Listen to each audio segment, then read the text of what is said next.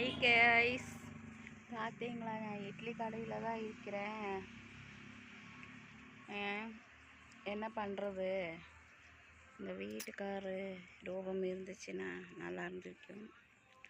எங்கள் வீட்டுக்காரர் தண்ணி போட்டுட்டு 2 பொட்டை பிள்ளைய என் கையில் கொடுத்துட்டு கழிச்சிட்டு வருவேன். எங்கே தொலைஞ்சானே தெரியல.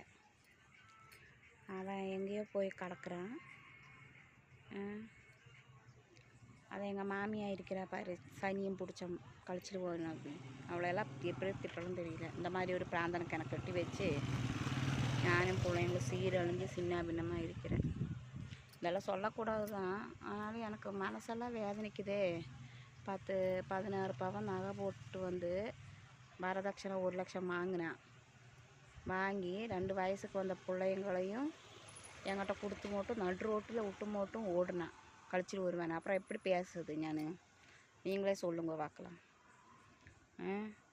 என்னடா வியூவேஸும் அப்புறம் நமக்கு சப்ஸ்கிரைபர்லாம் வரது இல்லையே, அந்த மாதிரி ஒரு கோபத்தில் தான் எல்லாம் பண்ணுறேன்.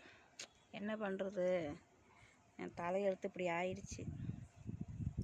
எல்லாம் இவங்களால தான் அப்படியெல்லாம் பண்ணிகிட்டு இருக்கிறேன். இதெல்லாம் சொல்லி என்ன காரியம் இருக்குது? என்னோடய வாழ்க்கையே தொலைச்சி கட்டியாச்சு. 34 வயசில் என் வாழ்க்கையே தொலைச்சாச்சு. நான் 17 வயசு 18 ஸ்டார்டிங்கில் கட்டி கொடுத்தாச்சு. ஆனால் என்னோடய வாழ்க்கையே முடித்து உட்காந்துருக்கிறேன். இட்லி கடை போட்டுருக்கிறேன். பார்த்தீங்களா? இதுதான்.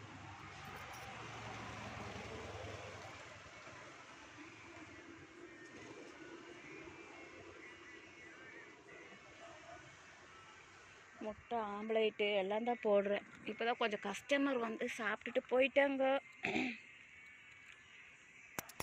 இந்த மாதிரி தான் இருக்குது. என்ன பண்ணுறதுன்னு தெரியல. வாழ்க்கையை நடுத்தெருவில் நின்றுட்டு போன மாதிரியே இருக்குது. எனக்கு யார் ஆதரவு இருக்கிறா? ஒரு ஆளும் ஆதரவு இல்லை. எங்கள் அத்தா மவுத்தா போச்சு. அப்புறம் அம்மா இருக்குது. 85 வயசாச்சு. என்ன சொல்லுவாங்கன்னு தெரியல. அவங்க என்ன சொல்லுவாங்க? அவங்களெல்லாம் காசு பணத்தினாலே நமக்கு உபகாரம் இல்லை, ஆளு பலத்தினாலே உபகாரம் இல்லை. என்னங்க பண்ணுறது? என்ன இந்த மாதிரி வாடகை வீடு பிள்ளைங்க 2 கையில் கொடுத்துட்டு அவன் எஸ்கேப் ஆகிட்டான்.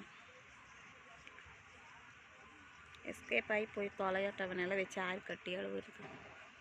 நடு ரோட்டில் விட்டு மட்டும் போகிறவன் தானே. சரி கைஸ், வைக்கிறேன்.